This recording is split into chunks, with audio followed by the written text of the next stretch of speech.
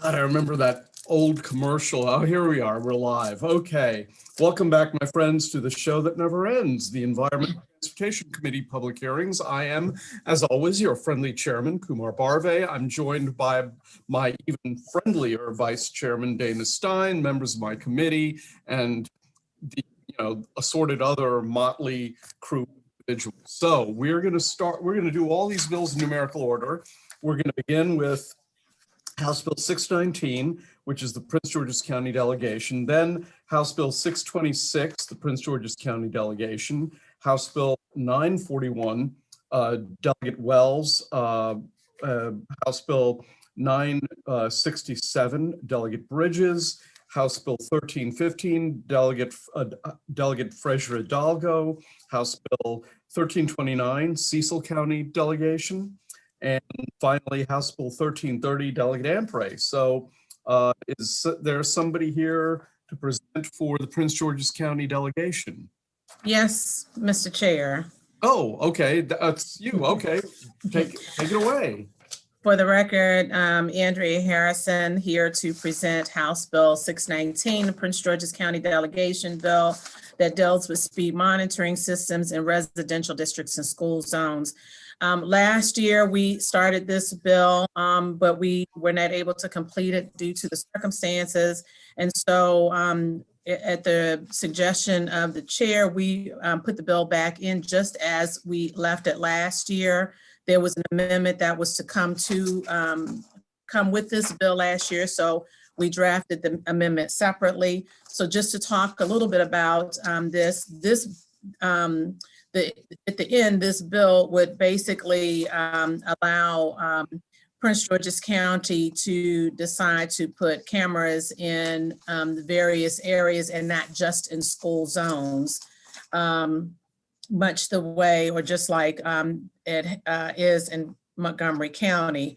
And so the bill was drafted that talked about school zones, but the amendment that you should have says basically takes out the language that deals with school zones. And unfortunately, I have it here somewhere, but the amendments basically changes the title. The second amendment fixes a clerical error from bill drafting and removes language allowing speed monitoring system in school zones with any posted limit in Prince George's County. And with the approval of these amendments by the committee, the bill only affects speed monitoring systems on highways and residential areas with a maximum posted speed limit of 35 miles per hour. And so with that, I would respectfully request the committee approve these amendments and accept this bill. Thank you very much. Thank you very much, Delegate. We have two people signed up to testify in favor. John Newski of the Bowie Police Department and Commissioner Sarah Franklin of Upper Marlboro, I presume. So, Mr. Newski, or I can't tell what your rank is, so I can't refer to you that way, but welcome to the committee, and you have 2 minutes, sir. Thank you, sir. My name is John Newski, for the record, Chief of Police for the City of Bowie, and I am testifying on behalf of the City of Bowie. I would request a favorable outcome for this bill. We have found that it's been a very useful force multiplier in the City of Bowie for our school zones. We would encourage, again, a favorable action on this because the majority of our streets are residential in nature with an average speed of 25 miles an hour.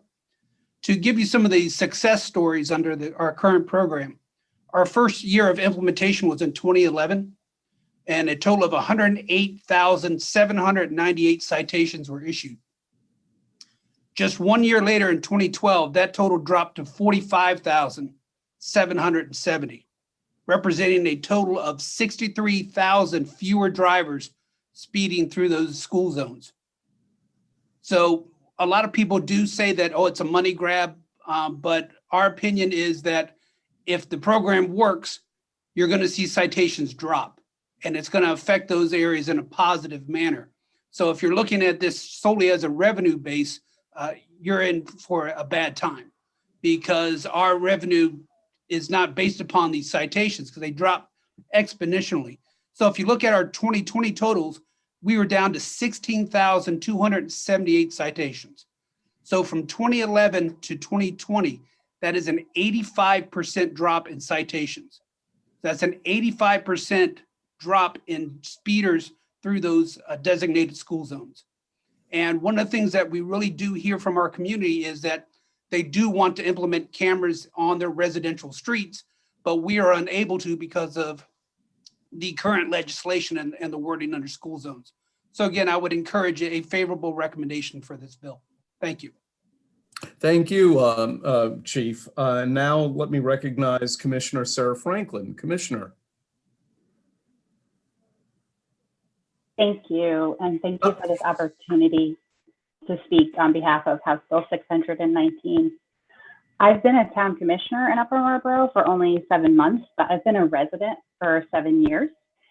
In that time, I've seen the dangerous problem created for residents, workers, and visitors by the speed of vehicles through town. I live right at the intersection of Route 725 and Old Crane Highway. These are two roads that see a lot of traffic, and little of it is following posted speed limits. This impacts life in the town. One of the first things my husband and I did after we moving was to build a fence to keep our then toddlers from getting too near the street. When I need to go to town hall, I get in a vehicle and drive despite living 4 houses away, because the speeds of vehicles and the narrowness of the road make the walk unsafe. This narrow and curvy nature of the roads in town creates a problem in enforcing the speed limits. There are not safe spaces along the road edge for police to pull over residential or pull over vehicles. Many of the spaces that the police use to pull over cars right now is at the ends of residential driveways.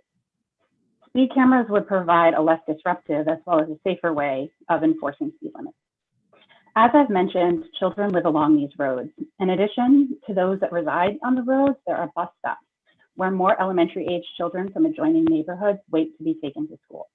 The safety of walking to these bus stops and waiting along the narrow road edges has long been a concern for the parents in town. House Bill 619 will help the town enforce speed limits. It will allow us to protect our police officers and our residents of all ages. I'm asking you to please provide a favorable report on the bill and help us keep our residents safe. Thank you. Thank you very much, Commissioner. We have a question, and it is from Delegate Wyville. Hi. Will? Yeah, thank you, Mr. Chairman. So my standard question, Delegate, on these camera bills, are you receptive to an amendment that would require the real-time posting of speed prior to entering the zone? Well, yes, and they should be posted.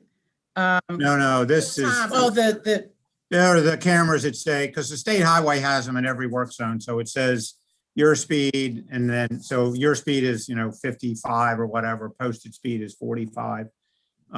I find that they have a tendency to slow traffic down and give folks an opportunity to slow down without, being surprised with a ticket in the mail. well, Delegate, I personally don't have a problem with that. I guess the issue may come in with the cost of that. We don't have any of those in Prince George's County currently. All our cameras, either mobile or they're, in the case of municipalities, they're on the stationary stands. I don't know. Yeah, they're But we don't have any of those right now. And I would think that if the county decides that it wants to change its monitoring device and add that, I have no problem with it. I just want to get this done. And one of the things that I do need to say is that I know we've had a lot of requests in Prince George's County for these because of the issues that we are having. And this bill would probably cover a multitude of sins, so to speak, a multitude of requests. So I don't have a problem with an amendment. However, I would probably go back to the Department of Public Works and Transportation to ask them first. That amendment was actually accepted on the speed cameras that we put on Indian Head Highway a couple years ago. Yeah, And they're very inexpensive. I think you would have payback probably in less than a month because they're like $1,200 for those devices. All right, thank you. You're welcome. Okay, next question would go to Delegate Lehman and then Delegate Healy in that order. Delegate Harrison, thank you for this bill. I know you gave it your best shot last year, and I think it just ran out of time, correct? Is that what you said over on the Senate side? Yes. Could you go back over the amendment? So I looked at the bill as it was drafted and as I think we approved it in delegation. And the original bill says it adds Prince George's to the first paragraph where it says Montgomery. And then in that paragraph, it talks about Anita, can you bring me a copy? has to be at least 20 miles per hour. But then I thought you said something about 35 miles an hour. If you could tell us. She's trying to get the information. Oh, yeah.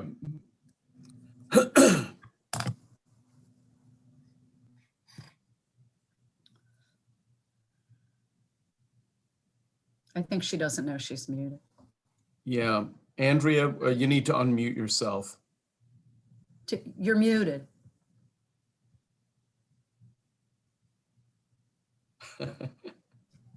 Sorry.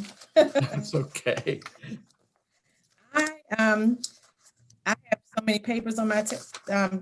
I've kind of mixed them up a little bit. Every evening, I spend maybe 45 minutes cleaning up my desk and it looks messier than I started.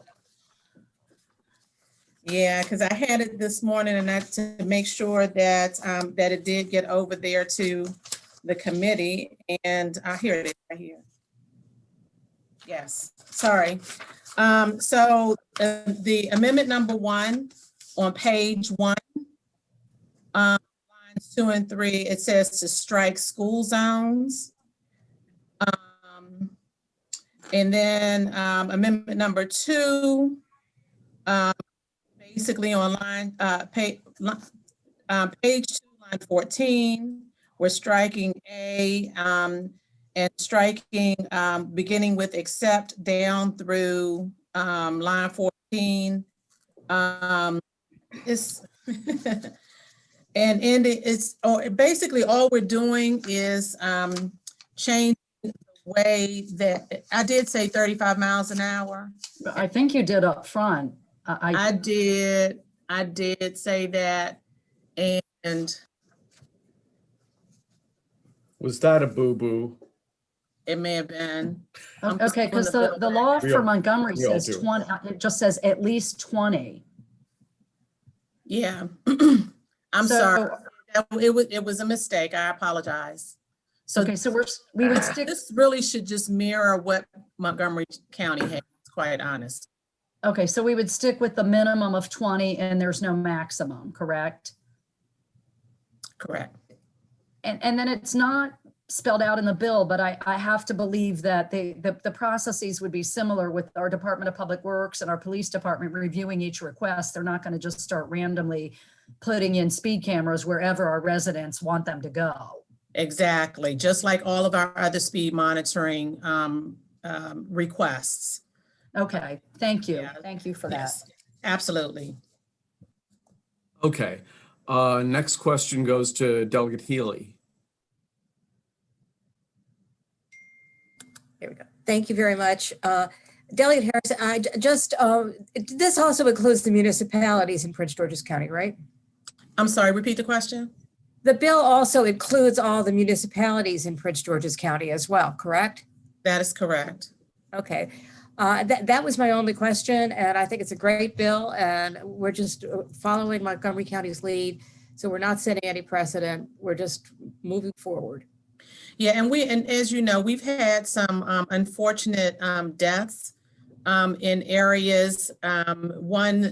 Just the most recent one or the most prevalent one that comes to my mind off the top was a 14-year-old boy, and he was actually in the crosswalk crossing on Church Road, which is, a little bit of a larger road, but it's still in a residential community. It's a new community that is built up around there, so there's a lot more traffic.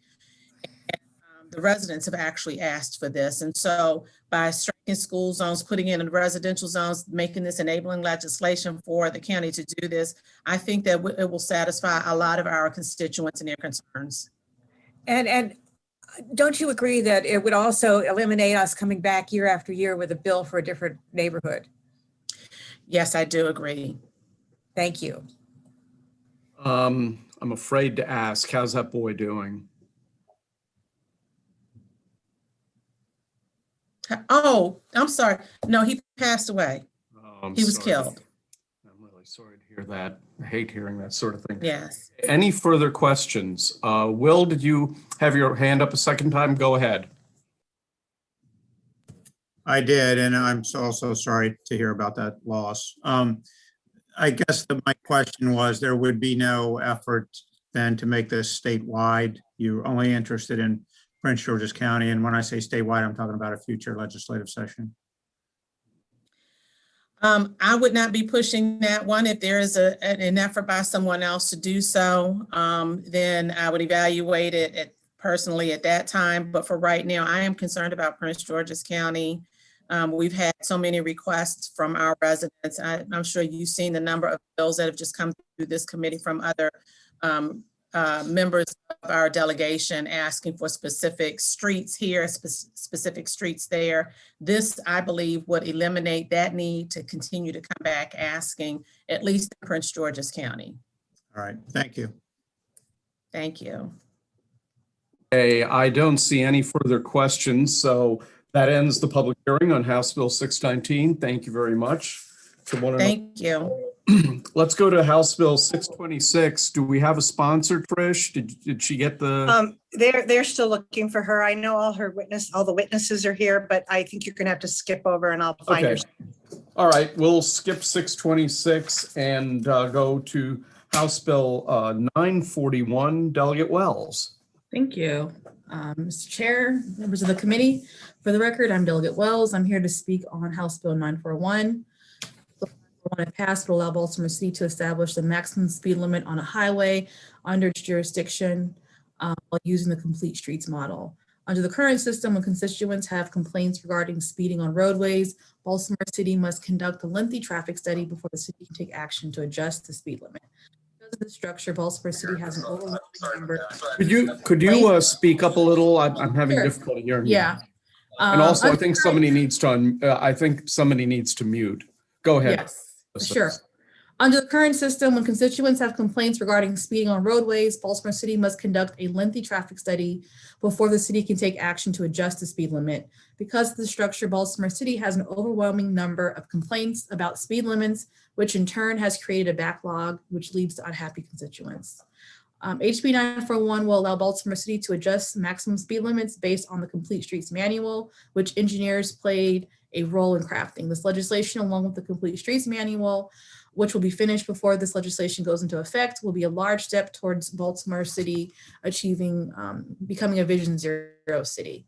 And so just so folks know, as part of the Complete Streets effort that we're developing in Baltimore City, some of those components in the manual include design standards for promoting safer streets, slower speeds, and increased walkability, street typologies for classifying city streets and standardizing roadway layout. In addition, that process is being done with the Department of Transportation, Department of Housing, Department of Planning. And so with that, I would like to have my panel continue the discussion and go into more detail. Sure. We have signed up Liam Davis with the Baltimore City Department of Transportation and Natasha Mayhew with the Mayor's Office. And so Liam and Natasha, welcome to the committee. Thank you, Mr. Chair. Natasha, would you like to go first? Reset the timer, please, if she goes. I have not seen Natasha so far today. Okay, well then I I can speak on behalf of the city administration and city DOT. So Chair Barr, Vice Chair Stein, members of the committee, I want to thank you for giving us the opportunity to speak. And on behalf of the city of Baltimore, we are here in favorable absolute support for House Bill 941. The bill authorizes Baltimore City to set maximum speed limits without requiring an engineering study. DOT is currently working on publishing a complete streets manual. We currently anticipate the manual to be published by March 15th of this year. Major components of the complete streets manual include formalization of design standards and promotion of safer streets, slower speeds, and increased walkability, as the delegate said. When we look at data, a pedestrian struck by a car traveling 20 miles per hour has a 95% chance of surviving. But when a vehicle is traveling 40 miles per hour and strikes a pedestrian, that survival rate is reduced to 15 to 17%. So this is definitely a public safety measure, something that makes our roadways and corridors safer for pedestrians. And as you can imagine, a city as densely built as Baltimore, we do have a lot of pedestrians walking around pretty much in every corner of the city. Looking at data from 2014 to 2018, the city has averaged 41 traffic-related fatalities that include pedestrians annually. And there's roughly over 8,000 traffic-related injuries on Baltimore city streets annually. So this measure is really needed. Giving the city this authorization will allow us to begin implementing the recommendations set forth by the Complete Streets Manual. And it's important to understand that engineers played a critical role in developing the manual that we will use to set these maximum speed limits. So thank you for these reasons. The Baltimore City Administration respectfully requests a favorable report on House Bill 941. Thank you. Thank you. And I see Natasha's shown up. So Natasha, welcome back to the committee. Take it away.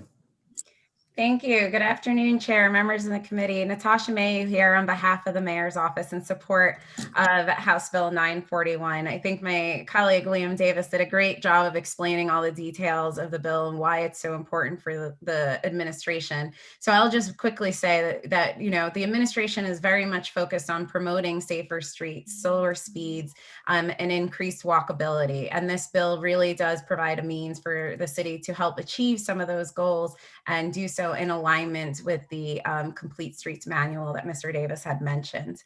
And so with that, I would just urge the committee to have a favorable report on House Bill 941. Okay, well, that is everyone who wants to testify. We have 3 questions so far from Delegate Ruth, Terraza, and Love in that order. Thank you, Mr. Chair. I think this was actually answered, but I did just want to clarify this. The letter of opposition from the American Council of Engineering Companies says, as a public safety matter, the city should not be allowed to set speed limits without having some rationale for setting speeds. But you're not setting them with no rationale, right? Because you're going to have this Complete Streets Manual, which will have the rationale. Is that correct? That's correct. Yes, that's correct. And our Complete Streets manager is a very talented traffic engineer who has been leading the efforts, as well as a numerous amounts of technical experts within City DOT. Great, thank you so much. Okay, next, Delegate Terraza. Thank you, Mr. Chairman. I guess my first question is, does this allow you to raise the speed limit or only to lower it? That's a great question.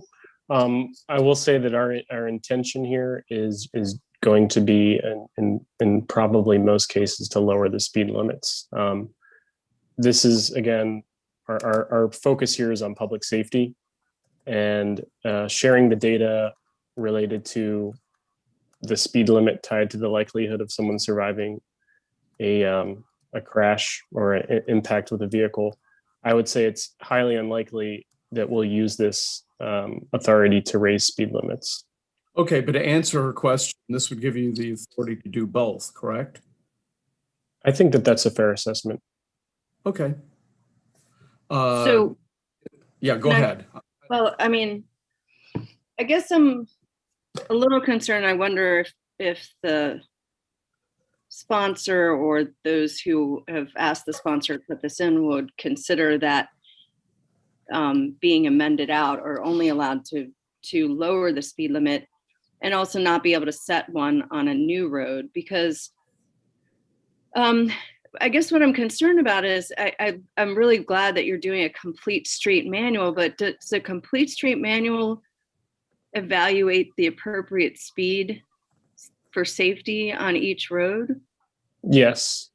It does on each road because I mean, I've seen a lot of complete street manuals and I've never seen one that specifically evaluated the right speed on each road in a district. So our complete streets manual is going to look at every type of roadway that is common in the city of Baltimore.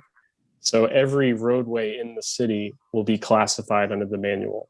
And within that classification will be recommended maximum speed limits. I'm sorry, I didn't mean to interrupt you. Mm-hmm.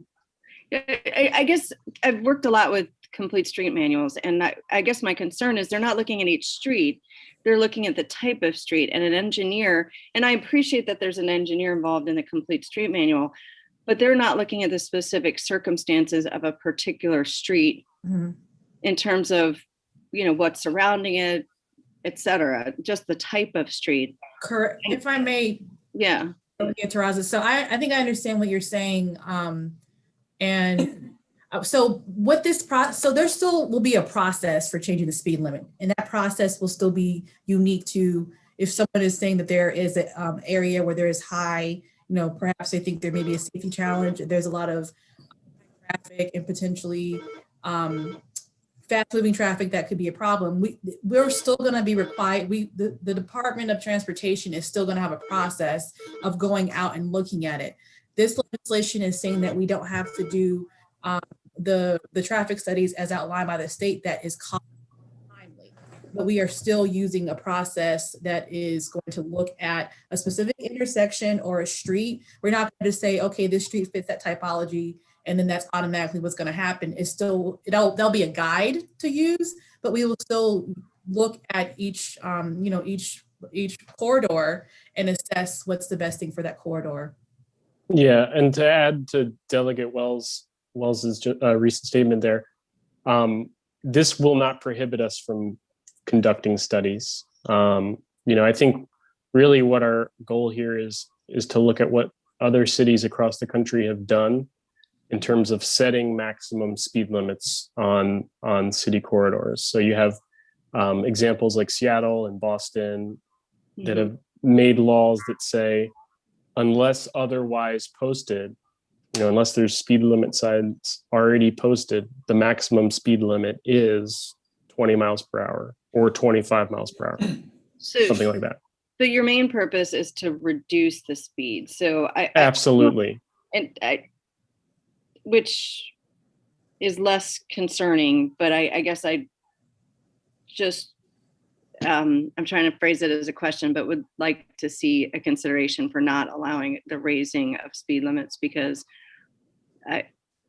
engineers are usually involved in those, and usually you're required to conduct a speed study. Isn't that what you would normally do? And that's what this is hoping to not allow for. So yeah. Also, I think the administration, though, that there's a lot of thoughtfulness, and I think Liam in his testimony really emphasized it as well, but there are engineers are not going to be removed from this process. So there's still going to be a lot of very technical, qualified individuals that will be a part of the process.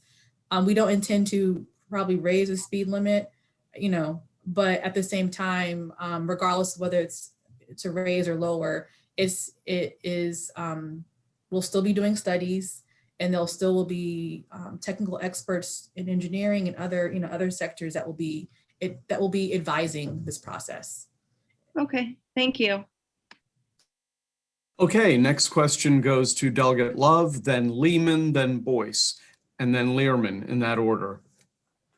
Thank you, Mr. Chair. And thank you to the sponsor and all of the witnesses. And I understand that, you know, engineers have been involved and, you know, I understand your intent. I get all that, but I want to pick up where Delegate Terrasso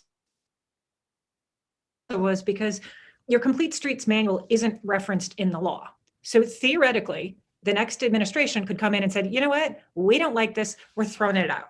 And then you're left with this law that says you can change it, you can raise it, you can lower it, you can do it whatever you want, period, without having a study.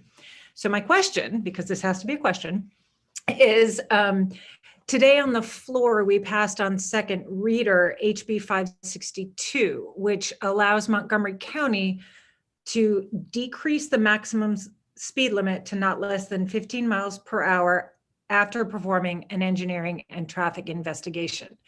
And given what I'm hearing, that you only want to decrease, that, you know, there will be a study done, there already are engineers involved, would you be amenable to mirroring that language?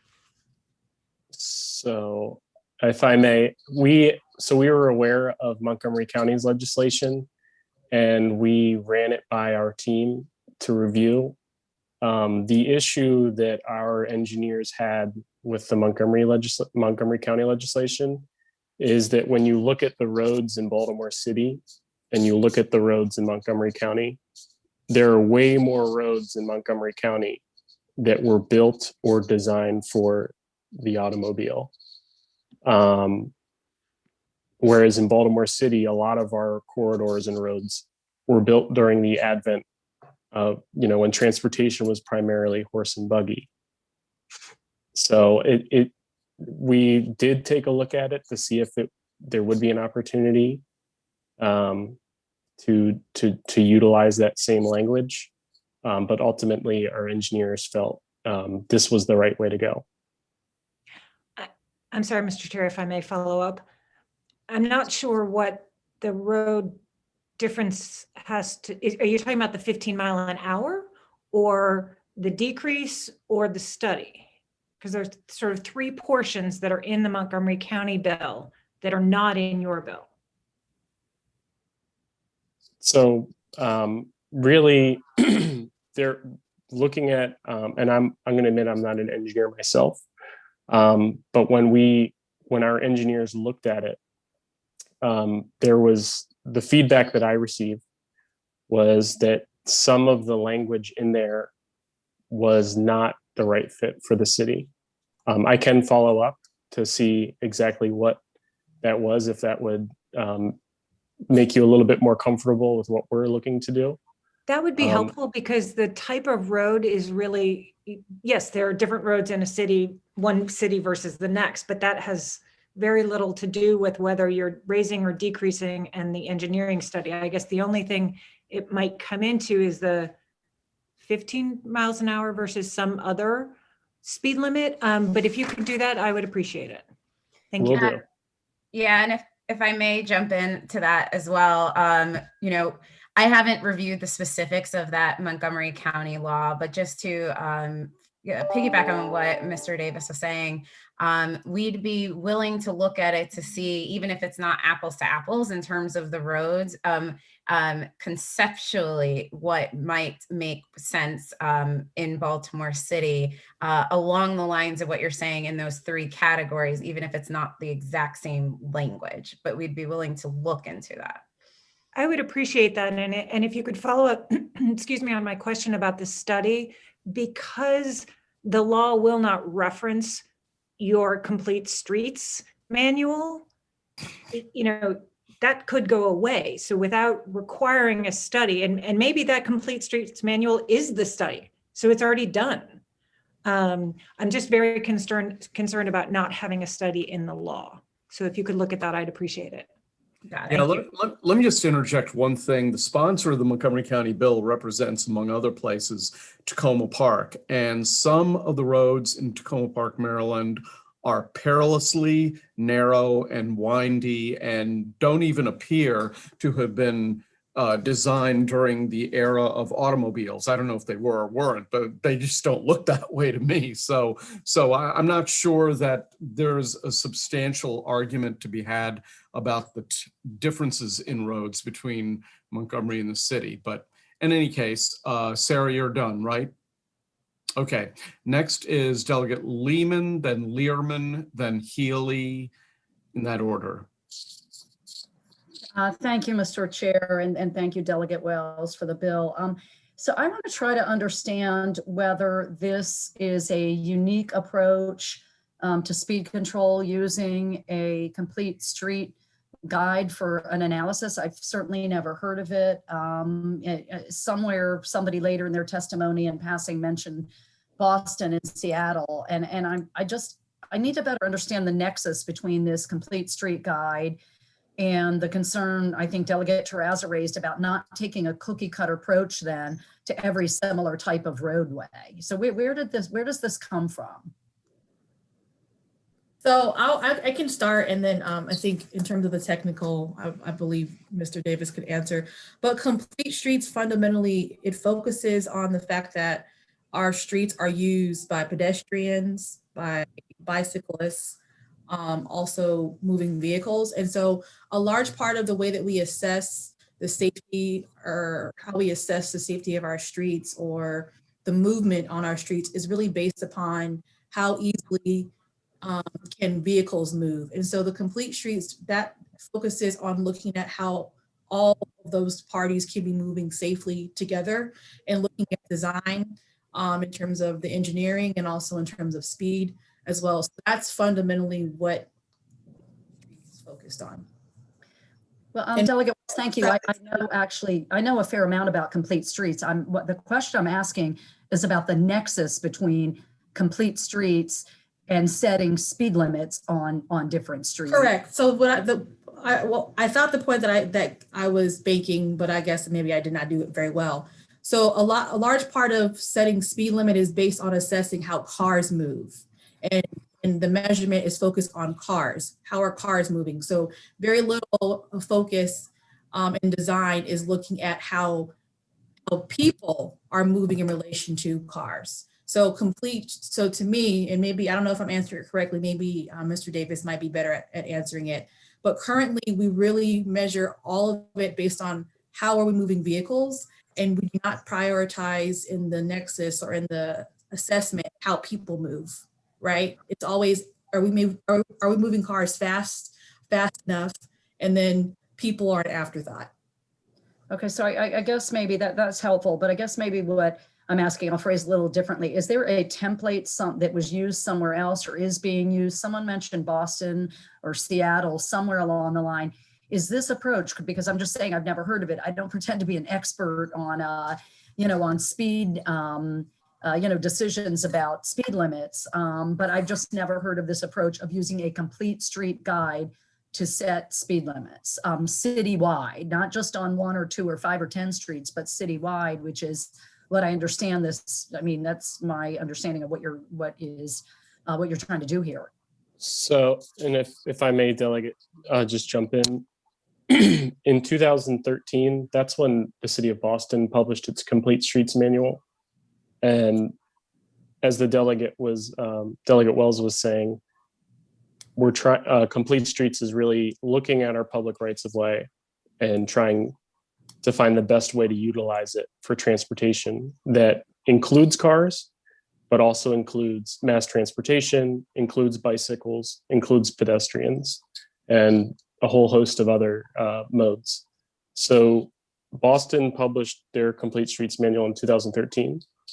In 2016, the state of Massachusetts gave local governments in that state the authority to set maximum speed limits.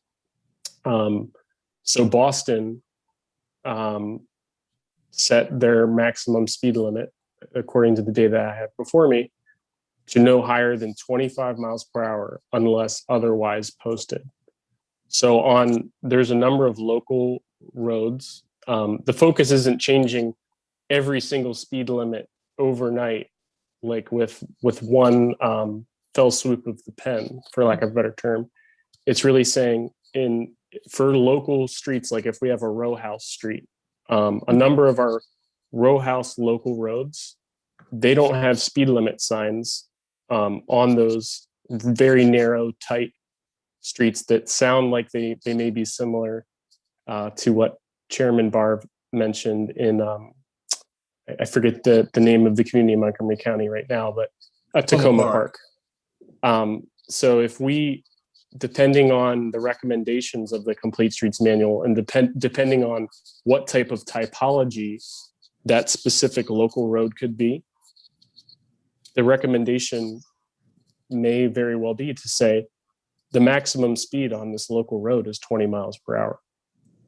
So it is broad authority that the city would be granted, but it would be utilized very strategically. And this legislation is written in the same manner that Solomon's Island was granted authority to set maximum speed limits in that area of St. Mary's County. I believe that passed last session. Okay, that's very helpful. But back to Delegate Love's question about codifying this. Would there be a need to come back for, I don't know if state roads are going to be included in this or not, to come back to Annapolis to get those new, revised limits in law, or to go through the Baltimore City Council for your local roads? Is there another piece to this for that piece that she raised about codifying it, where you go beyond this complete street guide? Delegate, is it okay if I? Yes, I don't know how the answer to it, so if you can answer. Sure. So the Complete Streets Manual that the city of Baltimore is going to be publishing in a matter of weeks did come from a local ordinance. So a lot of the requirements that are set forth that are going to be included in the manual are already in city code per the local Complete Streets Ordinance. As far as state highways, I don't believe that that's going to require further legislation on the state side, given that the city of Baltimore has authority over all state highways within Baltimore city limits. Okay. So that's kind of what makes us unique. Okay, and then my last question is to return to Delegate Terrazza's point about just being really careful about not taking sort of a cookie cutter approach to this, based on how a street, on paper or virtually, what category it appears to fit into. And I'm going to use my sister Monica as an example, who is a resident of Baltimore City and lives in the 5500 block of Frederick Avenue. If folks from Baltimore know where Baltimore National Cemetery is, there's been a terrible speeding problem on her road for years, and she has not been able to get anyone in the city to address it. She's gone around and around, from the engineers to the police, back to engineers, back to police. And there have been multiple high-speed crashes. No one's been killed, but many cars, including hers, have been totaled, just sitting there parked. People just travel at high speeds and lose control. And it's been a very frustrating situation. So just please take good care not, to avoid whatever you need to avoid sort of a cookie cutter approach, and maybe plan, field visits to roads as much as possible. Thank you. That's all, Mr. Chairman. Thank you. Okay, next question goes to Delegate Learman. Thank you, Mr. Chair. I just wanted to clarify. I understand, obviously not everybody knows the process that the city has gone through on its Complete Streets Manual, but I do want to clarify, because I think it's important to note that the Complete Streets Manual is going to be law. It is not just a book that's going to sit for Brandon Scott's or Mayor Scott's administration. As soon as it is adopted, it will be local ordinance and will be law. Isn't that correct, Liam? Yes. Okay. Yes. So, and so that I hope will assuage some concerns, because it will be in the law, and the point of it is to say, not that we have to take a cookie cutter approach, but that because we have such a wide variety of, I live on a street where the speed limit should legitimately be 5 miles an hour. That is how narrow my street is. There are inches on each side of my car as I drive down at night. And then one block over, it's Belgian block, right? The speed limit there should be probably 5 to 10 miles an hour, but we can't post those speed limits right now. And it's dangerous. I live in an area where there's a ton of people who are walking around all the time in Fells Point. So I think the point of this is that we are very concerned about safety, and we just need some flexibility based on what we've learned through the Complete Streets Manual to create safer streets. Isn't that so, Natasha or Liam? That is so. Thank you, Dahlia. Yeah. Thank you. Yes. Okay, Delegate Healy has a question. Yeah, because all this discussion, Mr. Chairman, thank you very much. All this discussion about cookie cutter, it looks to me like the current law is cookie cutter. And this is allowing the local government of Baltimore City to actually fine tune it at their local level. If you look at the analysis in the fiscal note, there's a list of, unless there's a special danger that requires a lower speed, the maximum lawful speed on state highways are, and then they list them as follows. And it's not 15 miles an hour in alleys in Baltimore County, 30 miles per hour on all highways in a business district, and on undivided highways in a residential district. So, and 35 miles an hour on a divided highways in a residential district, and so forth. And that seems to me that that's already pretty much laid out in state law. And I think this is actually empowering the local government in Baltimore City to, as I said, fine tune for their local circumstances without going through an elaborate, expensive study for every single time they want to make a change. So I think that the discussion so far has maybe not focused on the fact that the current law is pretty much cookie cutter. Wouldn't you say that's so, Mr. Davis? Yes, I think this is giving us more authority on the local level to address the concerns of our residents. And, understanding the concern, hey, would this give you the authority to raise the speed limit? I don't recall in my years of working for city government, and it's approaching 10 years now, I don't recall ever receiving a request from a constituent asking to raise the speed limit. It is always about lowering it. And under the current... in fairness, Liam, yeah, that they always want the speed limit so low that it won't be respected by the drivers. I mean, there's never a constituency for 75 miles an hour outside my door, in fairness. True. As I was saying, though, but under the current requirements of state law, when a constituent puts in a 311 request for traffic calming, that triggers a pretty prolonged traffic review process for a corridor. And it prevents us sometimes from looking at an entire community and saying, well, let's just have a comprehensive approach to the speeds in this community. Giving the city this authority with this legislation would allow us to do that. And again, having the Complete Streets Manual as a resource, and as Delegate Wells had said, the manual isn't going to replace traffic engineers. Actually, we've added on 3 traffic engineers this week to the city Department of Transportation's ranks.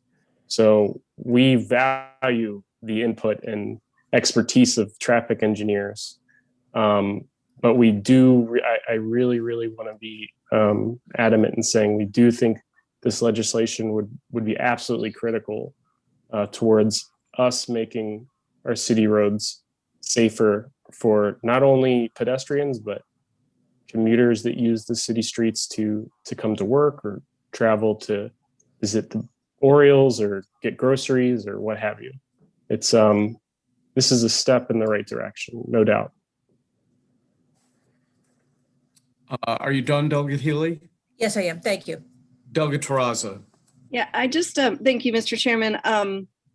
So this would be, from what I understood from Delegate Lehrman, but I guess I'm asking somebody else this question, it would be adopted by the city council, right? I assume. I mean, it is in Howard County.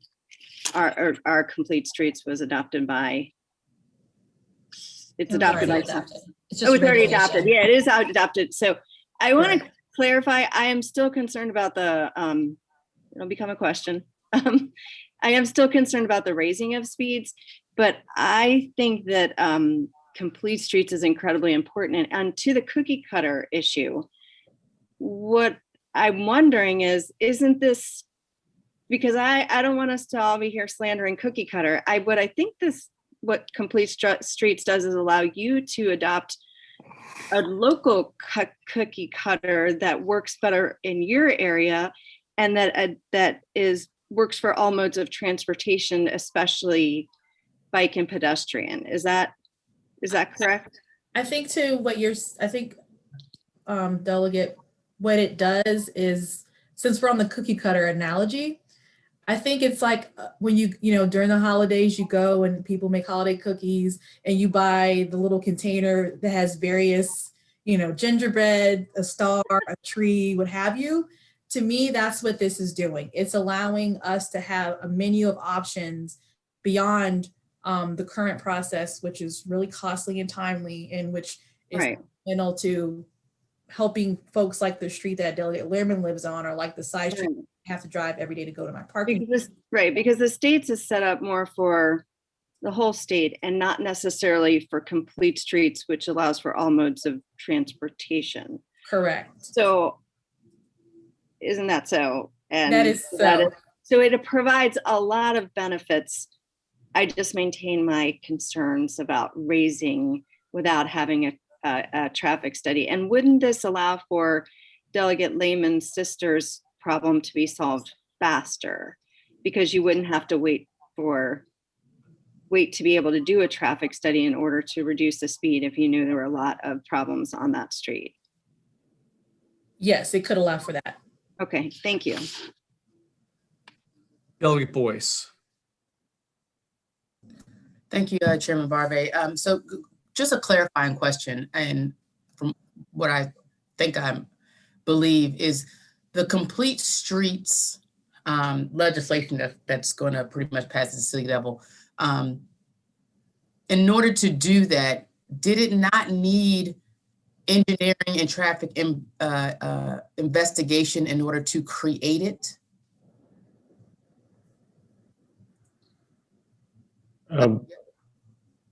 Would you like me to answer, Delegate? Yes, please.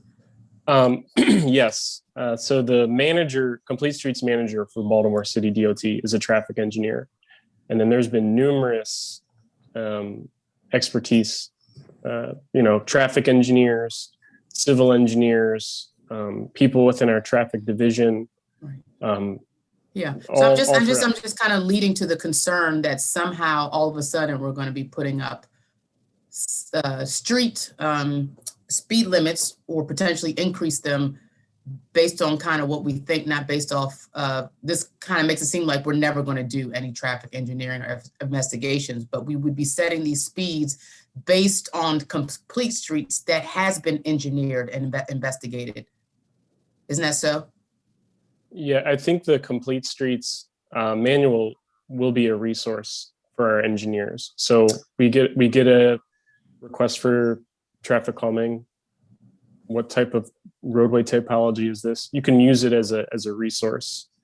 I guess what I'm trying to get to Liam and to Delegate Wells and to Natasha is that a traffic engineering and investigation was done in order to create the Complete Streets legislation. Yes. And that Yes. their experts have been part of the process from the very beginning. Thank you so much. So let me follow up on that. The criticism that's going to be lodged against these kind of bills is that without proper engineering study, local jurisdictions will just lower speed limits willy-nilly inconveniencing the broader public and perhaps creating an opportunity for, well, I mean, that's the criticism, because, you know, I've been at this long enough and I know that people, most of the times in residential neighborhoods, the desire to have lower speed limits is very legitimate. But there are instances when it's not. And so give me that counter argument that I would give on the floor of the House when this sort of question is raised. So I mean, I would say that when we look at what other cities have done, like if we're looking at best practices, a lot of times it's unless otherwise posted, the speed limit is X. So when you're looking at the corridors that are going to get a lot of commuter traffic, that's something that, you know, is going to require further you know, well, a lot of those are state roads. So, and you don't regulate those, do you? The city of Baltimore does. Yeah, the city of Baltimore is in control of state highways in Baltimore City. I didn't know that. Okay, well, I guess I should have known that. But again, it's the Complete Streets Manual.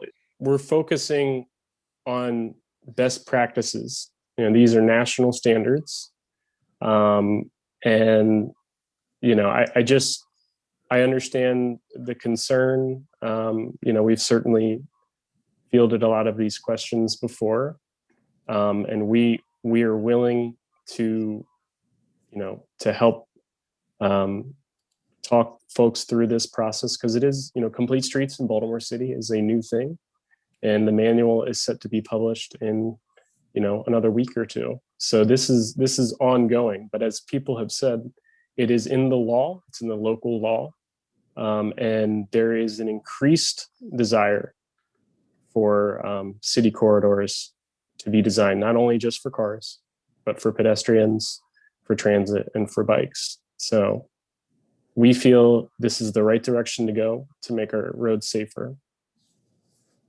I think a better counter argument would be that maybe it would make speed limits less random.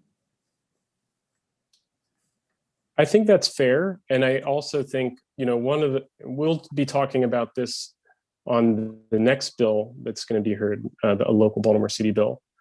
But when you slow speeds down and you reduce the amount of crashes, oftentimes that reduces the amount of congestion. So understanding that people want to get from point A to point B in a convenient and expedient amount of time, you know, sometimes going a little bit slower yields the benefit of less crashes, which leads to less, you know, traffic jams and congestion. Well, yeah, I'll just tell you that in the case of the Montgomery County bill, I'm the person who really insisted upon engineering studies, because I was afraid that the Montgomery County government would start to lower speed limits all over the place. And pretty soon, if you lower to 10 miles an hour, the speed of a road through the Silver Spring Business District, very quickly people will stop respecting speed limits. And that was a concern of mine. I think, can I add one other piece to that? Sure.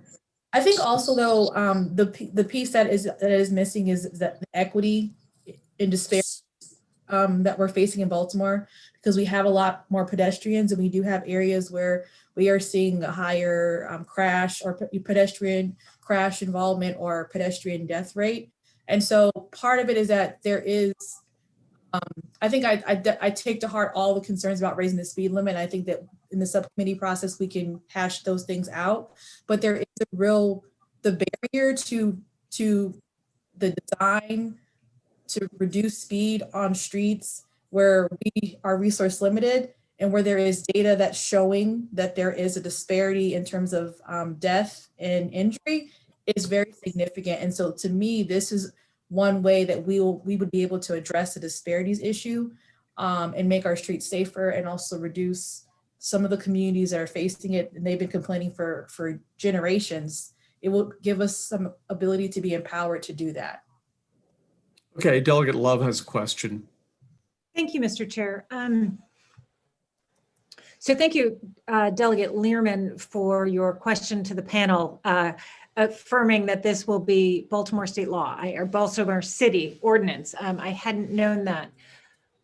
My question is, since this is in state law and this will be statewide precedent, how then are we to address somebody who comes in from another county and says, hey, we want to adjust our speed limits without a traffic and investigation study, and maybe they don't have a local law that they've passed, but they're intending to pass it, or they've had traffic and engineers look at this before and this is the right thing to do. So it's somewhat of a hypothetical question, but it's also a very real question, because this, while it applies only to Baltimore City, does set or sets up the possibility of a statewide precedent. So if one of you could address that, I would appreciate that. Thank you. I guess I'll take a shot at addressing that. And I think some of this has already been set in some precedents, and the language might be a little bit different. But in essence, what we're seeking is similar to the aforementioned Montgomery County bill. And as Mr. Davis had mentioned, there was also a bill for Solomon's Islands that had them given them the ability to set their local speed limits as well. Well, we're not going to give you golf carts in the city of Baltimore. We're not doing that. Okay, I think we've really aired out these issues pretty adequately. Thank you, Liam, Natasha, and Delegate Wells. I think we'll take this up in the subcommittee. And with that, thank you very much. That ends the public hearing on House Bill 941. Is Delegate Williams with us? Yes, I am here, Mr. Chair. Okay, then let's take House Bill 626. Yes. Okay. Take it away. You have 4 minutes. Okay. Oh, wow. That's a lot. Okay. Thank you. Good afternoon, Chair Barve, Vice Chair Stein, and members of the House Environment and Transportation Committee. I am Delegate Nicole Williams of District 22, and I will be testifying today on behalf of the Prince George's County delegation in favor of House Bill 626, also known as Prince George's County Bill 305-201, Vehicle Height Monitoring Systems. We do have some amendments that are before the delegation for approval, just to address a couple of concerns that have come up by a number of the advocates. They haven't been approved yet by the delegation. Hopefully those will be approved tomorrow. And then as soon as those are approved by the amendments are approved, we will forward those over to the full committee so that you will have those. Dana, can you take over, please? And so the issue we're trying to address with this bill is that this was first attention actually by the mayor of Riverdale Park, which is located within my district. And this bill is being introduced with the full support of our county delegation. And passage of this bill will enable Prince George's County, as well as the local municipalities within Prince George's County, to install height monitoring systems to ensure that vehicles that are of a certain size are utilizing the streets within Prince George's County that they are legally allowed to use. Mayor Thompson has submitted written testimony talking about the problems that his town has faced with large trucks traveling along residential streets, even after reaching out to the trucking companies that they've noticed utilizing the residential roads and installing signage that the roads are limited to certain vehicles. And this issue is not limited to just Riverdale Park. However, as many municipalities in our county are experiencing the same problem. And this is not just an annoyance to our neighbors, but it also poses a financial burden to the small municipalities due to the damage of these local roads that the vehicles cause and that the municipalities are required to maintain. Residential and local roads are not built to withstand traffic of large commercial vehicles, leading to sooner than anticipated repairs by the local jurisdictions. And so by enacting this legislation, Prince George's County and our local municipalities will be able to hold the drivers accountable for disobeying the posted signage and traffic laws within our jurisdiction. The installation of the vehicle height monitoring systems will aid in capturing images of those vehicles that regarded the law and regulations within our county. And for those reasons, I urge the committee to submit a favorable report for House Bill 626. Thank you very much, Delegate. See the first supporting witness is Alan Thompson. Yeah, I'm not certain. I got a text message earlier. He might not be able to make it because of work obligations. If you don't see him, that might be why. Okay. He is in the meeting. Oh, he is here. Oh, great. Yes. Okay. Oh, okay. Great. Mr. Thompson? Thank you so much. I wasn't sure I was going to be able to attend the meeting today. I was able to jump in just a few minutes ago. As Delegate Williams was very expertly saying, this has been a problem that residents have been complaining to me about for many years, that there are certain very delicious looking truck routes through our town, apparently. We have East-West Highway, Baltimore Avenue, US 1, and Kenilworth Avenue, but all cutting through the town. And sometimes the trucks want to get off of those roads and go through our residential streets. And as I said, I've been receiving complaints from residents, regular complaints for many years. We have posted signage, we have reached out to the companies. We have even gone to the point of reaching out to the GPS manufacturers and asking them if they can please mark them as no trucks. And all this to no avail. And so that was why I reached out to Delegate Williams to ask her to please sponsor this legislation and move it forward and allow the residents of Riverdale Park and of Prince George's County to have access to the same sort of laws that Baltimore has. And just to sort of touch a little bit more on the damages that we've been facing from this, Delegate Williams has in her hand or available letters from many residents about curb trucks that are jumping curbs, that are destroying landscaping, that are definitely wearing down the streets, that have run over signs, and that have even threatened pedestrians driving through these streets. And I wish we had enough members of our police force that we could just park a car there and write tickets, but we don't. We have our police are elsewhere, and we would really like to have the opportunity to have automated enforcement of these laws that have been on our books for decades, but that we are unable to enforce in the current situation. Thank you all very much. I hope that you will recommend the bill moving forward. Okay, thank you, Mayor. Next is Danielle Glaris. Thank you, Vice Chairman, and thank you, committee, for having me back today. And before I speak on this bill, I just want to thank my former colleague, Andrea Harrison, for her leadership on the prior speed monitoring bill on pedestrian safety. It's absolutely critical for our county. So thank you so much. I'm here today on House Bill 626. As the mayor mentioned, there is some challenges that we are experiencing in Prince George's County and that the town of Riverdale Park has raised to our attention. The county council in Prince George's County has taken a position of support on this legislation. We appreciate the amendments that are also in dialogue as well. What's absolutely critical is to enable our local municipalities to really be able to enforce the laws that are on the books. The signage is simply not working. Doing the right thing and letting the truck companies know that they're on the wrong route is not working. And there is clear impact that is happening. And I don't think the mayor mentioned this, but there also has been residential impact as well. It's not just the landscaping or the jumping of the curbs. In particular, there's a section of Riverdale Park, and my former colleagues, Delegate Lehman and Harrison, will know this project really well, where we did a large urban infill project in the town of Riverdale Park and specifically designed streets to encourage pedestrian safety. And it's in precisely this section that we also wrote very clearly that truck access would need to happen off of Baltimore Avenue because the streets were just simply not designed from the beginning to accommodate large trucks. So with that all said, I appreciate the committee taking a look at this legislation. I hope you will consider supporting it with a favorable motion. Thank you. Okay, thank you, Council Member.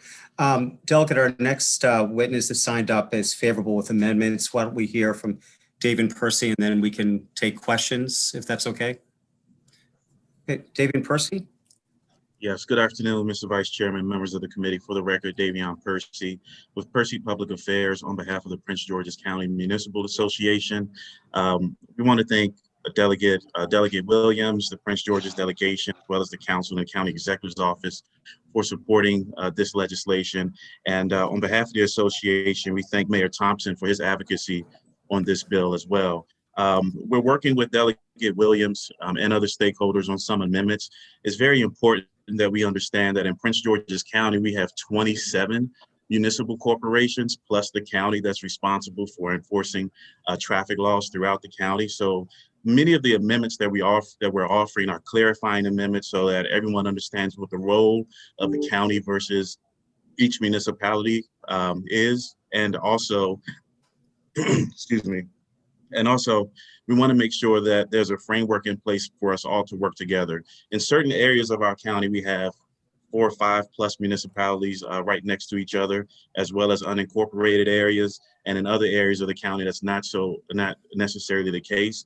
So our amendments that we're offering, that we're working with Delegate Williams on, will help to make sure that there's consistent regulations across the county, and that there's consistent enabling legislation on a county level for all of the municipalities. So we support this legislation. We support the spirit of the legislation, the intent of the legislation. We just want to continue to work with everyone to make sure that the legislation is consistent so that there's a clarity among all 27 municipal corporations and Prince George's County when this is implemented. So thank you, and we urge a favorable report with our amendments that will be forthcoming.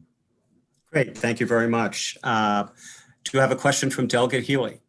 Yeah, thank you, Mr. Chairman. I just wanted to welcome my colleagues from my district. Of course, Delegate Williams is the sponsor of this bill, and I am strongly in support of it, and I will be working very hard in this committee to try to see what we can do to make it happen. I also want to welcome Mayor Thompson and Council Member Galeros, who also are my constituents, and I'm just glad to see you all today. Okay, great. Thank you. All right, seeing no further questions, thank you very much. Next, we'll go to the opponents of the bill. First, Pam Casemeyer.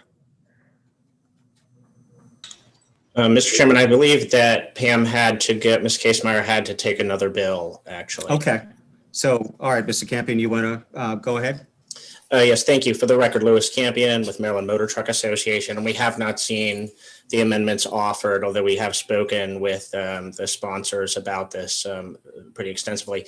I don't want, Maryland Motor Truck Association, we do not want trucks traveling illegally on residential or restricted roads. I absolutely know that it gives the industry a black eye and it impacts people's quality of life. We have a history of supporting camera enforcement in this committee. In fact, we supported Baltimore City getting the authority in 2012, and last year worked extensively with Baltimore County to ultimately support them getting that same use. But in both of these jurisdictions, they agreed to extensive work prior to implementation of the cameras. And in the bill that you passed last year for Baltimore County, they had to establish an industry work group to evaluate their truck routes, to review their signage, to limit the number of cameras, and much more. And you all actually delayed implementation from October 1 last year to October 1 this year so that we could go through all of those activities. And they're doing a phenomenal job. We've had at least 4 meetings. They're developing a map of truck routes. They're reviewing access to major industrial zones, evaluating residential complaints. And now we're at the phase where we're about to look at identification of locations and what enforcement will look like. And why is that needed? It's needed because unlike speed and red light cameras, there are times when trucks in a residential area are legal. Every route is legal if I have to use it to make a pickup or delivery. The simplest examples are trash trucks, e-commerce package delivery, household movers, home heating, fuel. And so we need a balanced program that penalizes illegal truck activity, but recognizes legal activity so we don't paralyze the legitimate businesses. And Prince George's County at this point has not committed to those same activities, but they want to expand and get this authority. So we have offered amendment to turn this into a work group. We are happy to continue working with them. There's just much more to it than just giving this If you could wrap up, please. to implement truck canvas. And I know my time has expired, and we've incorporated those recommendations into our written comments. Thank you. Okay, thank you. Delegate Huell, your hand is still up. Do you have a question, or is that from for the proponents? The answer to that is both. Okay, well, go ahead. I just want to ask the witness, would you support this legislation if it was modeled on what is being done in Baltimore County? We absolutely would. So it wouldn't necessarily have to be a work group. No, it doesn't. In fact, we suggested those recommendations to the sponsor through a number of meetings that we've had. Which sponsor? Okay, you're talking about. So I will talk by name. So Delegate Williams, and we've had some meetings also with Delegate Lehman and conversationally as well. We all met on Monday, and Delegate Williams and I previously met several weeks ago. Okay, thank you. Okay, any further questions? Seeing none, thank you very much. That concludes the bill hearing for House Bill 626. Next to Delegate Bridges, House Bill 967. Welcome back. Thank you. Thank you. I feel like I'm here all the time these days. Thanks again. Always welcome. I appreciate it. So House Bill 697 is a local bill. I'm here on behalf of Baltimore City. Again, Delegate Tony Bridges. This is a bill to actually place 2 speed monitoring cameras on I-83, Interstate 83 in Baltimore City. You should have written testimony from the Baltimore City Police Department and a 1-pager from the mayor's office. And Liam should still be on here from Baltimore City Department of Transportation that can answer pretty much the technical questions. This bill really focuses on the safety of Interstate 83. It authorizes the city to install no more than 2 automated speed cameras on the interstate. This bill has everything to do with safety. The purpose is not to really aggressively discipline drivers, but to really effectively protect them. People use Interstate 83 every day as a speedway in the downtown Baltimore or out of the city, and almost no one drives the speed limit. So speed is definitely a major concern. Washington College actually did a crash analysis that was submitted to Baltimore City as well as the Maryland State Highway Administration. It was conducted from 2015 through 2019. And in that study, they noted more than 2,000 crashes. 50 of those were high injury or severe. And so speed, was definitely a factor in those crashes. Actually, from March 5th through the 12th of last year, cameras were placed at 83 southbound on 41st Street from 6 a.m. until 8 p.m. And in that time, they tracked over 350,000 cars. Of those, 42% exceeded the speed limit by 12 miles per hour, and 28% exceeded the speed limit by 15 miles per hour. If you can believe this, one car was even clocked at 173 miles per hour. So safety, speed, and safety is a major concern. Keep in mind, and I think you heard earlier, Baltimore City is the only jurisdiction in the state that does not have the state maintain or even patrol its roads. There are no state troopers on Interstate 83. Last year, in 2020, there were 1,700 calls for service, taking our police officers off the streets, off of our neighborhoods to respond to calls on Interstate 83, 1,700 calls. And so for safety's sake, we definitely need to make sure that we have these speed cameras on 83. In terms of the revenue collected from those cameras, they would first go to the operation of the speed cameras, and then the additional revenue will be dedicated to roadway safety improvements on I-83 until the year 2026. After that 5-year period, after 2026, the revenues will go towards road safety projects throughout Baltimore City. So again, we want to make sure that we're keeping folks safe. We're reducing the speed on 83 and really changing the habits of those that want to use the interstate as a speedway through downtown, or even out of the city. So reducing speed will definitely reduce those accidents. And so for those reasons, I ask you to support the city and give this a favorable report. And I'm more than happy to answer any questions. And again, Liam from Baltimore City Department of Transportation is on here to answer technical questions as well. Thank you, Mr. Vice Chair. Sure. Thank you, Delegate. Liam, do you have, in addition to being able to answer technical questions, is there testimony you'd like to present? So I think Delegate Bridges hit all the main points, and thank you, Vice Chair Stein and the rest of the committee for giving us the ability to be here today to report favorably on this bill. I just wanted to say that I'm speaking on behalf of Baltimore City DOT and the administration in full support of this bill. Natasha had to run out. So right now, I did want to share that the Office of Mayor Brandon Scott is in full support of this. In addition to support from the mayor's office and Baltimore City DOT, Baltimore City Police is also in support. They have submitted favorable written testimony. Just last year, there were over 1,700 calls for service just for BPD, and that's pulling police resources from our local police districts to address various issues that often come up, crashes that often come up due to excessive speeding. Due to the engineering and design of the interstate, being an elevated highway and originally being built over 50 years ago, traditional methods of speed enforcement are just not possible. The shoulders aren't wide enough and it's just not safe. So really, again, this is a safety measure. And we really hope that you can help us in supporting this bill so that we can get these speeds on Interstate 83 in Baltimore City under control. Thank you, and I'm available to take any questions. Okay, thank you. There are a couple questions. Delegate Healy. I'm sorry, I forgot to take it down. Okay. Thank Delegate you. Love. Thank you, Mr. Chair. Nice to see you again, Delegate Bridges. Always love having you back home where you belong. Does Baltimore City right now have speed cameras? I'll start, and Liam, you can answer. Baltimore City does have speed cameras, especially in our school zones and in some other spaces across Baltimore City. However, on the highways, on this particular stretch of highway, which is a state road, we do not have a speed camera placed there.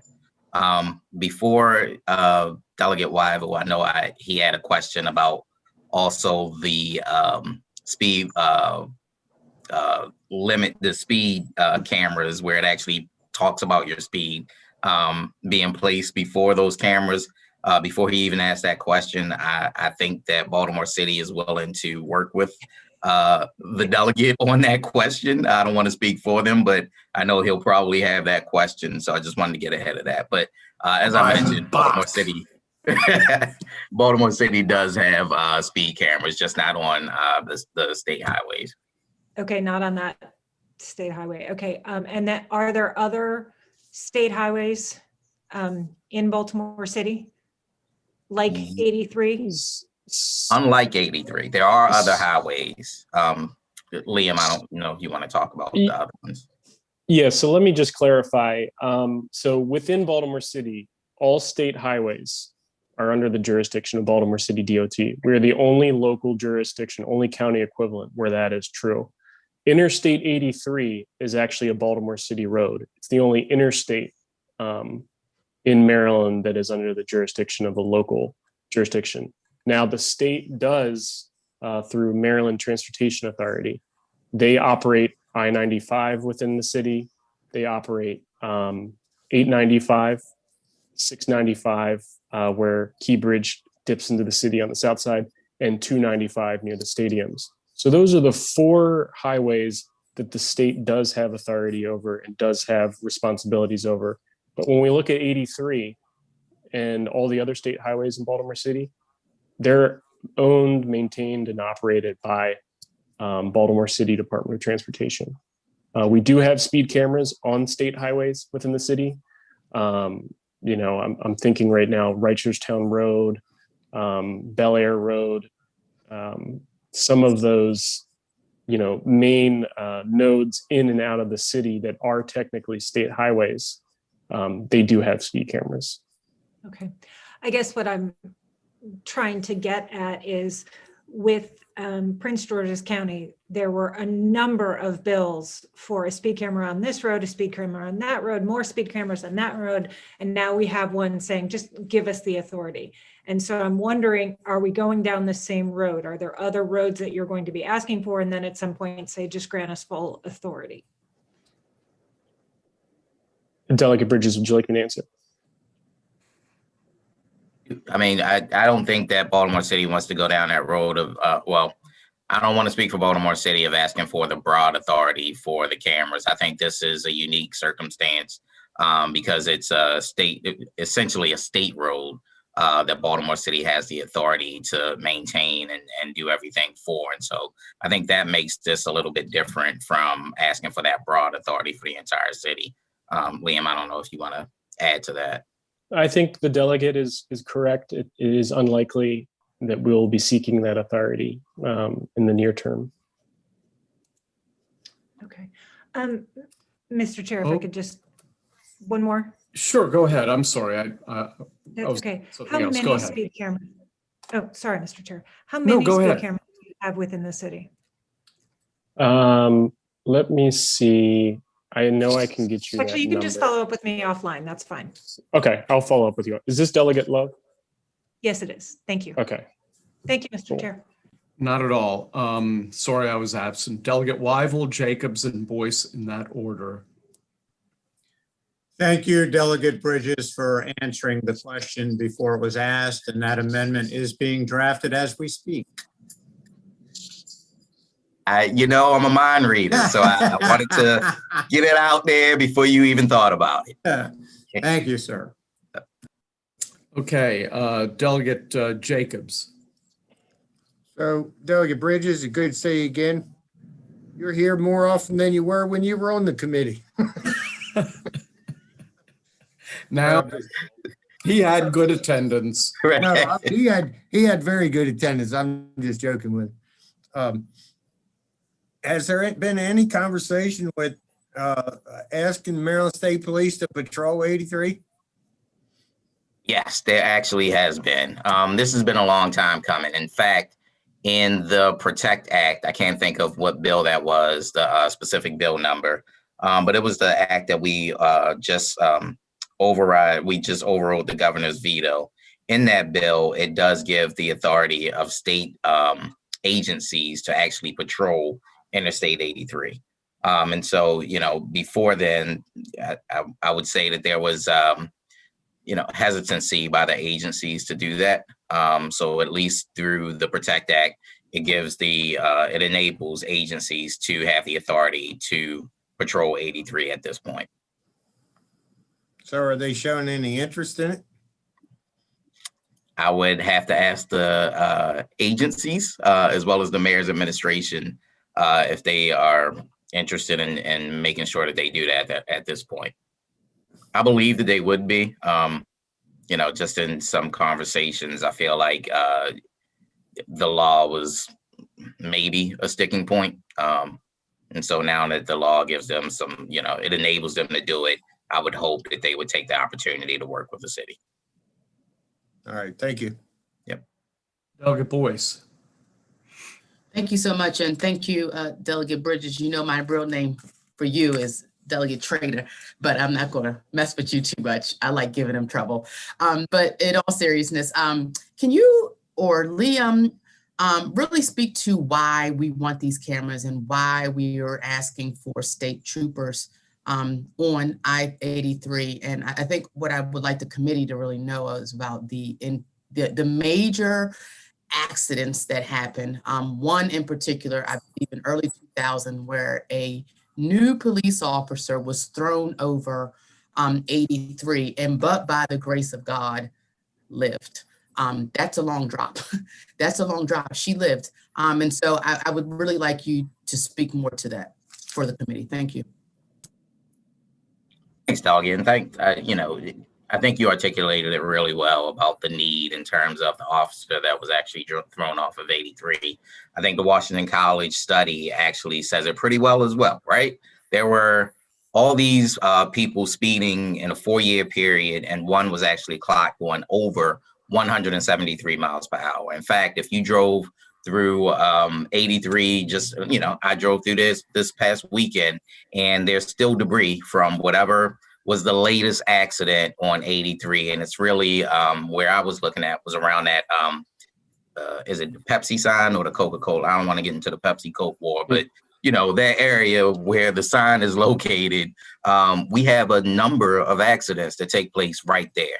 And to us to have 1,700 officers really taking off the road to respond for calls for service when, we have enough complaints about, officers not being able to respond to calls for service in their neighborhoods. I think it's just really important that we put any tool we have in that chest and open it up so that we can get our officers doing the real public safety work that they need to do, and not the work that happens on 83 just by individuals that are speeding recklessly down 83, whether it's to get into Baltimore City or out of Baltimore City. In fact, even if you look at the times that they did the study last year, it was 8 a.m. to 6 p.m. Like, these are work hours that somebody went 173 miles per hour. And I get it, COVID hit last year, and so there weren't that many cars on the road, but this is still daytime. And so the need is there. I think we, the data suggests that we definitely need this to happen. And so I would just ask for a favorable report from this committee. Thank you. And you were right, Delegate. It's the Pepsi sign. I'm sorry that I was in a meeting with the mayor of Rockville, so I missed the beginning part of your testimony.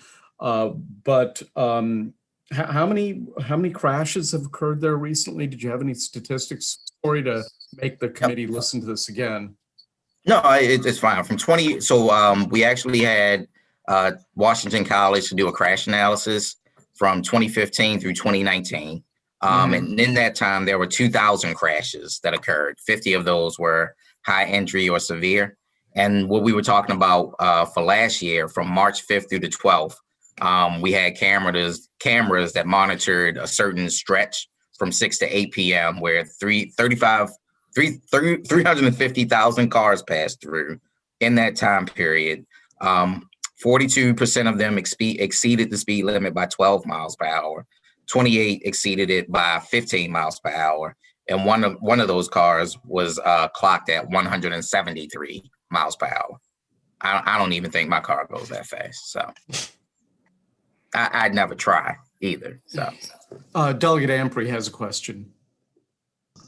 Yes, just a quick question. Thank you, Delegate Bridges, for bringing this forward. So I live not that far off 83, so this is a needed bill. I've actually got a flat tire on 83, and I was going to change it, and I changed my mind real quick and called AAA because I wasn't going to stand out there and possibly get hit by that car going 173 miles per hour. But my question goes to the cost component of the bill in the sense of tickets. So I know my wife is the biggest complainer of speed camera tickets and the cost of them. And I know I feel as though the residents of Baltimore may have an issue with this, and I want to make sure we do this. How do we do this in a way where we're able to say, this is, as you said, this is not about generating money, because unfortunately, speed cameras have been a talking point in Baltimore City of how to raise money. So how do we tailor it so that it doesn't do that? And then what would be the possible fees for speeding on this camera? Is there a way to make this cheaper than what you have near a school? And I don't know if you want to answer that, Delegate Bridges, or if Liam has an answer to that. Just try and get a better understanding of the cost part. Yeah, I'll leave that to Liam to actually answer. But, you're right about the cost component, right? That, if you don't speed, you're not going to get a ticket. This is really, for us, should be about changing habits, making sure that people slow down so that they don't receive those tickets. But if you are going to receive a ticket, there's a cost associated to your speeding. And so, Liam, if you can address that. Yeah, sure. Thank you, Delegate. And I think that's a valid question. Under the current law, it would be the same, fee as what you do get for speeding in a school zone, which is $40. Now, compared to Washington, D.C. and their automated speed camera program, my understanding is that those fees are set at $100.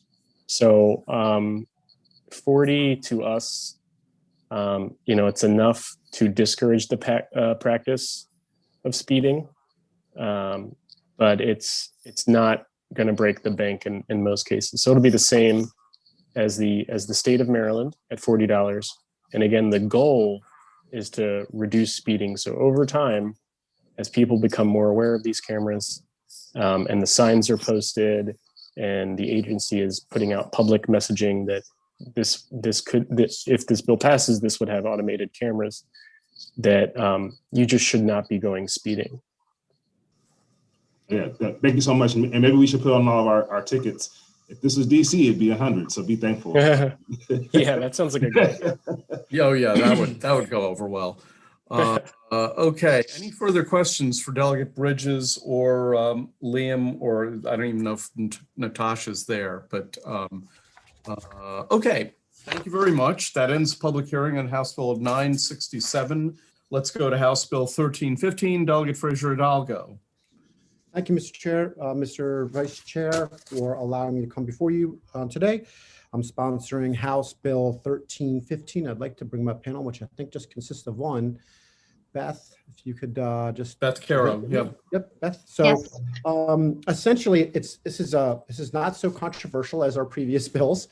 It doesn't involve speed cameras. It's pretty easy, but essentially, House Bill 1315 deals with businesses that own cars, and in many cases, when you transfer a vehicle from one party to another, you have to get a Maryland inspection, which is normal. But if you transfer your vehicle privately to another member of your household, you don't have to get it inspected. And in this particular case, if you're running a business and you lease vehicles and then you sell that vehicle to the business owner that's actually been driving the vehicle the entire life of the vehicle anyway, this bill basically says you don't have to get a Maryland inspection because it's a very similar situation. They've been driving the vehicle for whatever reason. They've decided to purchase the vehicle from the company, so it puts it in the same posture as if you're doing it to a family member that's been driving a vehicle and passes it on. There are a couple of small amendments that are attached. I'll let Beth talk about them, but that just brings in compliance with what some other folks want to do to make sure that everybody's happy with the bill. And I don't believe there's anybody opposed to the bill. And I think with those small amendments. Oh, there's one person opposed to the bill. Okay, well. Let's see. I'll look. Well, he's not testifying. It's Steve Sakamoto Wengel with the Consumer Protection Division of the Attorney General's office. Yeah, but I think that's what the amendments do, to negate his opposition. Okay, do they shut him up? Yeah, well, I wouldn't put it quite that way, but yeah, that's what it does. It makes him happy. So with that, I'd pass to Beth and then okay. Questions. Okay, terrific. Beth, welcome to the committee. Thank you, Chairman. Good afternoon, everyone. My name is Beth Caro, and I'm here on behalf of the Maryland Vehicle Titling Association, the MVTA. We are an association of independent tag and title businesses in Maryland with over 100 members. We strongly favor House Bill 1315 with the amendment. The bill prevents small business owners from incurring additional expenses unnecessarily while dissolving their entity. Our members have assisted with many business owners that have been forced to close due to the recent COVID-19 pandemic. Those owners display clear frustration when they are told they have to have the same vehicle they've been driving personally for years inspected before they can title or transfer it into their personal name. This new law does not apply to a transfer where the primary driver is different. It only applies to the transfer when a majority owner of a company to retitle the vehicle as a process of the business dissolution. Currently, inspection exemptions exist when a vehicle is transferred to an immediate family member and when a lessee purchases a leased vehicle at the expiration of the lease term. This exemption is no different than the leased vehicle exemption because the vehicle remains with the same driver. The owner is just shown as the driver personally and not a business entity.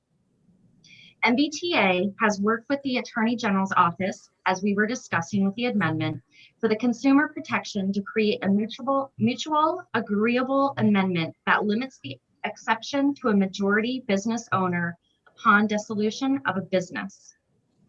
The state police and MBA are neutral on House Bill 1315, and we ask for your favorable report. Thank you very much, Chairman. Okay, thank you. What's going on with my computer here? Anyway, okay, thank you. Are there any questions? I don't see any questions. So I suppose that ends the public hearing on House Bill 1315. Thank you. Thank you very much. Not at all. House Bill 1329, Cecil County Delegation. Who's here to present for Cecil County? It's supposed to be Delegate Hornberger, but we haven't been able to locate him, so we'll just skip him, I guess. Well, okay, I'll tell you what, I'll start in on the witnesses who are in favor, and they would be Debbie Brown, Sandra Edwards, Terry Hale, and Katie, oh, sorry, just Debbie Brown and Sandra Edwards. So Debbie, I think I saw you there. Yes. There you are. Thank you, Chairman. Mr. Chairman and members of the committee, thank you for the opportunity to appear before you this afternoon. I am Debbie Brown, the Executive Director of the Cecil County Chamber of Commerce. I respectfully request a favorable report on House Bill 1329. The Cecil County Chamber of Commerce represents 450 businesses and their 15,000 employees in Cecil County. Moving the tolls to a location closer to Delaware border is a long-standing request from Cecil County's business community. The current toll plaza location serves as an economic barrier between Cecil County and the rest of Maryland. This barrier is especially significant for Cecil County's small businesses looking for opportunities in other parts of Maryland. Place yourself in the shoes of a landscaping or construction company with a truck and a trailer making a daily commute on I-95. One truck and a trailer could cost you at least $48 a day. Those costs add up to small businesses. The toll plaza location also serves as an incentive for Cecil Countyans to look to Delaware for retail shopping, services, and jobs. Delaware's lack of a sales tax currently has stunted the growth of retail businesses in Cecil County, and the location of the tolls only further drives economic activity across the state line. To better understand the impact of these tolls on Cecil County, the SAGE Policy Group conducted an economic analysis in 2006 and 2015. These studies found significant differences and anomalies in the economic activities reasonably attributed to the location of the toll plaza. SAGE continued that if the toll were to be relocated, the economic gains to Cecil County and to the state of Maryland would be substantial. Apart from the business community, the toll location can be an economic burden for Cecil County's middle and low income families commuting to the greater Baltimore area. In sum, the current location of I-95 toll plaza is an economic barrier between Cecil County and the rest of Maryland. For these reasons, we respectfully request a favorable report on House Bill 1329. Thank you. Thank you. Is Sarah Edwards around? Yes, Sandra Edwards. Sandra, pardon me. All right. Good afternoon, Mr. Chairman and committee members. My name is Sandra Edwards, and I appear before you today as manager of Cecil County's Office of Economic Development. And on behalf of said office, I respectfully request a favorable report on House Bill 1329. Being located on the I-95 corridor is and should be considered a key resource for economic growth, with access to deep ports and international airports while supporting commuter travel throughout the region. However, it is clear that this toll impacts Cecil County unlike any other Maryland jurisdiction. Ultimately, this toll turns an interstate mobility asset into a liability for the county's business community. It negatively impacts our ability to fully realize tourism success, and it unfairly serves as an additional burden for companies in hiring a qualified workforce and the movement of goods. According to the U.S. Census Bureau, only 11% of Cecil workers come from Harford and Baltimore counties, whose commute requires a toll, while 21% enter toll-free from Newcastle and Chester counties. Relocation of the toll would allow Cecil County to fully compete as a regional employment center on a level playing field.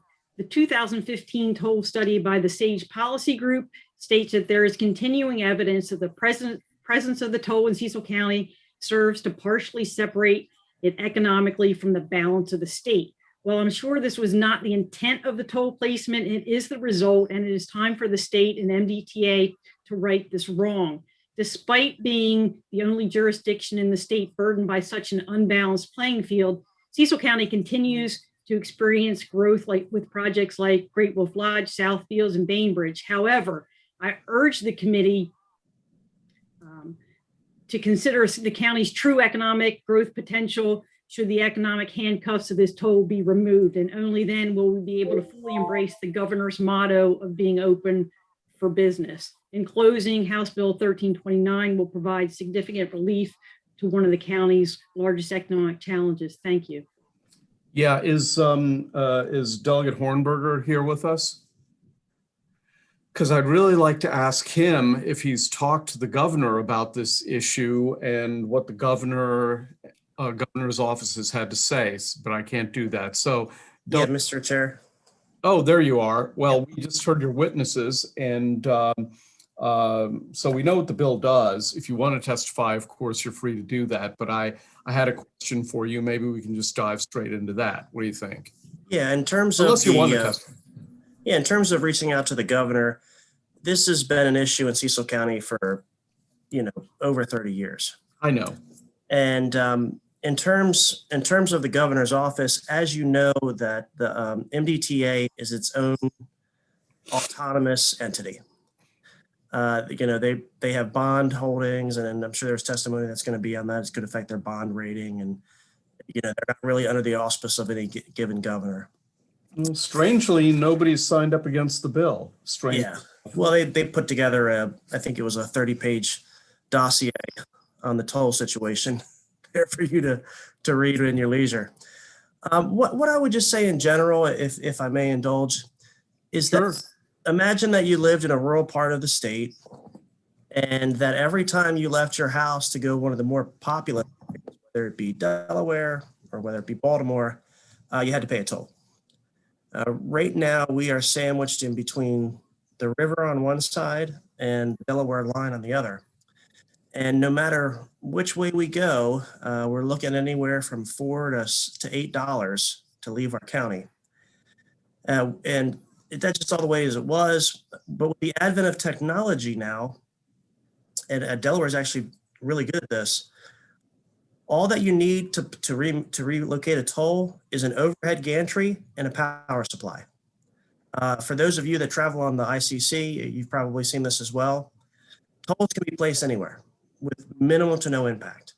And all this bill seeks to do when we carve away all this rationale and federal and all these things that you've kind of brought to bear, is that we just want the toll moved so that we can come and go from our county without having to pay each time we get in our car.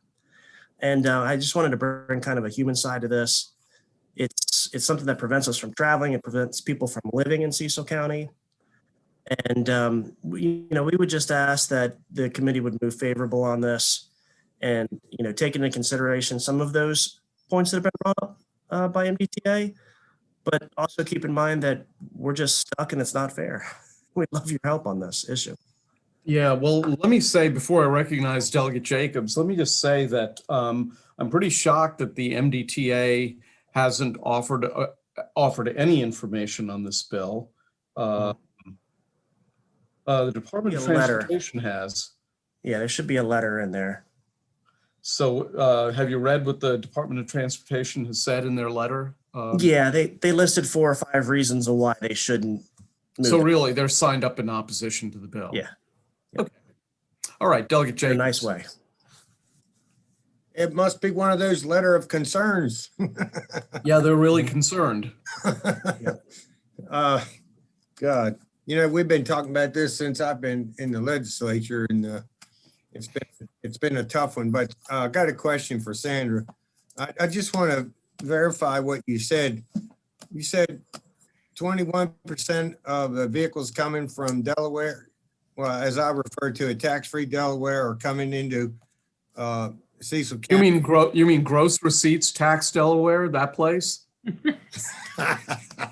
Well, they're coming into Cecil County without paying a toll from sales tax-free Delaware. Is that true? I'm sorry, was that the question? Is that true? Yeah, I thought I heard you say it, but I wanted to make sure I heard the numbers right. Yeah, you heard the numbers. I mean, that's what I was given, 11% from Hartford, Baltimore, and then 20% commute in from PA or Delaware. And of course, you can get in more easily without having to go through I-95 and the toll that way. But you can't leave Cecil County without paying a toll. Isn't that correct? On 95? Yeah, when you got to move around that county, once you leave, you got to pay a toll no matter which direction. Well, coming or going. That's what I'm saying. Yep. But over in Middletown, they put that new gantry up in Delaware to capture the Maryland drivers as soon as they cross the line. And it's the highest toll on all of Route 1. Isn't that true? I do not know what that rate is for that toll. Well, when I travel on the road, that's the highest toll on Route 1. And Maryland has asked them many times to give them some relief, and Delaware refuses to do so. So right. I mean, that's created a whole nother burden for I know. That's another whole can of worms from tax. Mr. Chair, if I might, to my colleague to answer that. Sure. The other thing that's really important here is that we're not asking for the toll to go away. We just move it farther down 95 so that folks that live in Cecil can go without having to pay it. So I just wanted to reiterate that we are. Well, it's a fairness issue. Yeah, and that's the reason why I wanted to bring up the issue of what just happened in Middletown. It's another issue that deserves some fairness, and quite frankly, I don't understand why. And that's why I wanted to verify the numbers from Sandra on at least on the Delaware side. I know we also have from Pennsylvania, but it's been an ongoing problem, and hopefully maybe we can get some legislation passed that will help resolve it. Thank you very much. Yep. Okay, any further questions for the sponsor or any of the witnesses? Okay, seeing none, all I would do is say to, people, you do have to read the testimony from the Department of Transportation, because it's pretty clear where the administration is on it when you do that. Thank you very much. That ends the public hearing on House Bill 1329. Let's go to House Bill 1330. Delegate Ampry. Thank you. Thank you so much, Mr. Chairman. My esteemed colleagues, for the record, Delegate Marlon Ampry here in support of House Bill 1330. I had a very detailed thing I was going to read, but I am the person separating us from the rest of our afternoon, so I will keep this very brief. I think this is a pretty simple bill. This idea or this issue was brought to me by one of our council persons in Baltimore City, and it also has a personal tie in that I've had my vehicle towed from a private lot, and the costs are ridiculous, and I've had to deal with cars being towed, with my grandparents' cars being towed when they were moving to a nursing home. So I understand the issues that revolve around the cost of towing cars. So what this bill will do is, currently on the books, it's very nebulous on how much private tow companies can charge to move cars from parking lots or from a public right-of-way. So currently it says they can charge up to double the amount that is charged at the city or county that they are in. But it doesn't exclude the additional fees that are included in that. So for instance, just to give you an example, if it's $100, if Baltimore City were to charge $100 for towing your car and holding it until you come pick it up, that could be that's how much they charge for the towing component. But then they might charge additional fees when you go pick it up. There's other processing fees. There's all these other additional fees that get coupled with it. And what tow companies are doing is they're including all of those fees in their doublement of the charges. So what this bill will do is it will make the additional language of excluding any administration fees and the including in administration fees and how the private tow companies are able to charge you for towing the car. If a county or city doesn't have an actual fee set, the cap will be $250 and $30 a day for holding the car. And the purpose of this is just to have a really concrete line that we can know how much it's going to cost to get your car towed. It can get really excessive in some counties because the additional fees that they're charging are charges that are different in how they have to process things at the city and state level, whereas a private tow company doesn't have these charges because they don't have all these things they need to be paying for. So it's really not a fair law as it's currently constructed. So what this would do is just make it, remove the administrative fee component so that whenever you're being charged at the private for your car being towed out of a private lot or a public right of way, you're not getting charged an extra amount of money. What this bill also does is for tow companies that remove a car and the car has been abandoned, meaning that the owner of the car has not stepped up to come and take the car away. I think it's 180 days is the time period. And after you've given your notices under the law, we would be giving tow companies the ability to sell the car in order to recoup the fees. And then the money would be held in escrow. And then if that money is not taken back, if the money is not held in escrow, if the person, whoever owned the car eventually comes forward, they would be able to try and get that money. If that doesn't happen, then it would go to the state treasury or the county or city treasury, wherever that would be. And you'll hear from some people who are against this bill today. I want to make it clear that this does not go, this would not be applicable to cars that are in accidents. So if your car is in an accident and it needs to be towed, that's not considered a public right-of-way tow because that tow is the personal decision of those who are in the accident to come get my car. My car needs to be moved the same way in which if my car stopped running in the garage right now and I asked tow company to come take it to a nearby mechanic, that's not considered a public right-of-way tow. That would be a different type of tow in which the contract is happening between the person asking for their car to be moved and the actual tow company. So that's the bill. It's just a matter of making tow fees more reasonable and then allowing for tow companies to have an easier way to recoup their fees to pay for their tows. Because currently, a lot of companies are required under the law, they can only sell pieces of the car in order to recoup the fees that they're taking on in order to have the car. So that's I asked for a favorable report and I look forward to your questions. Okay, well, no one has signed up in favor of the bill, so we'll go straight to questions for you, Delegate. And the first question goes to Delegate Ruth.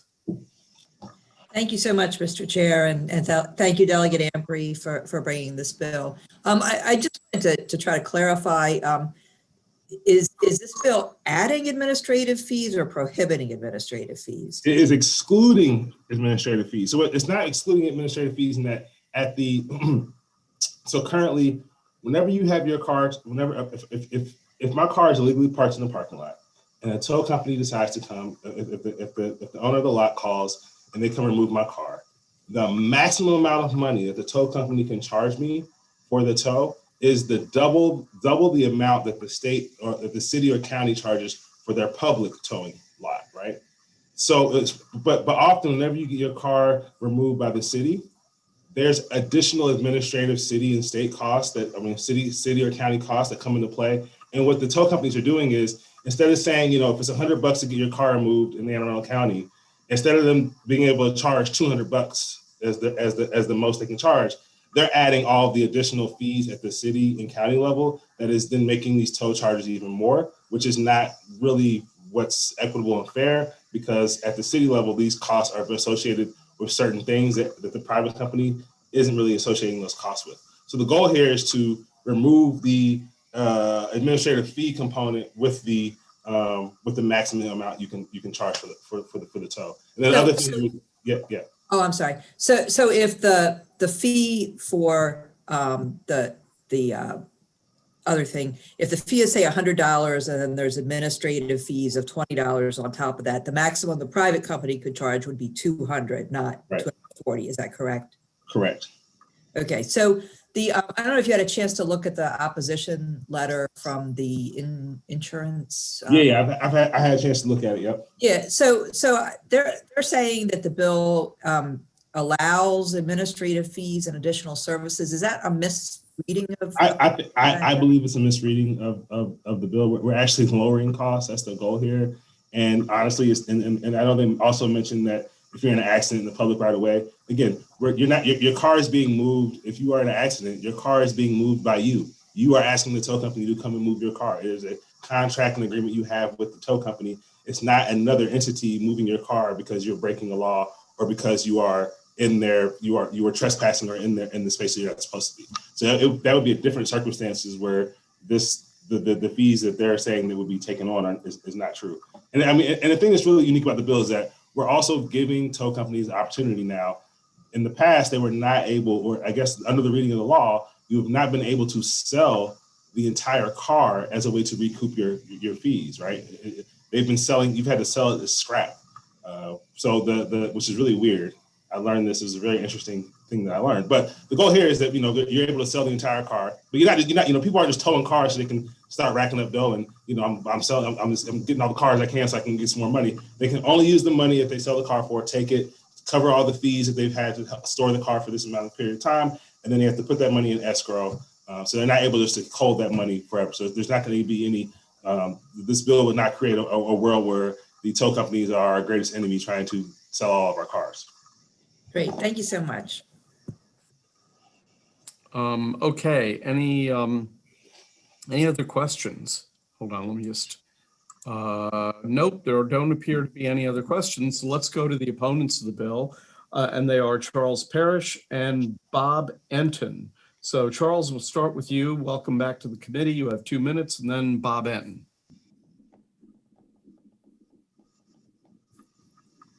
Mr. Parrish?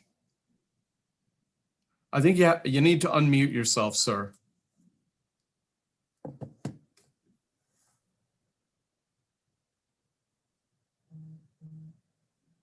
I think he's having difficulty unmuting himself.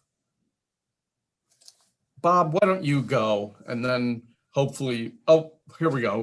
I think I got it. I'm learning this. Okay, all right. Before this pandemic is over, I will have this. Right. It's great to see you all again. Charles Parrish, Operations Resident Agent for Vision Record Service. I'm also the chairman for trespassing legislating for the Towing Recovery Professionals of Maryland. We assisted back in 2012, plus I've assisted many times before that since 1990s. There's a lot of things that are wrong in what's being said. For one, just right off the bat, no trespass tower should be taking any parts off of vehicles or selling anything. The fact that this is being introduced on that part statewide, we're against that. We're against that for many reasons. For one, there's many regulations in place now, from wholesale to retail to ADRs. There's many things from bankers to insurance. We visited this back in 2012. It got pulled out for very good reasons, to which, even though many towers didn't agree with, I did. And for safety reasons, and the money that they're saying that would be made to offset, you're talking about 5% of the cars that may have value that the banks or insurance companies don't want.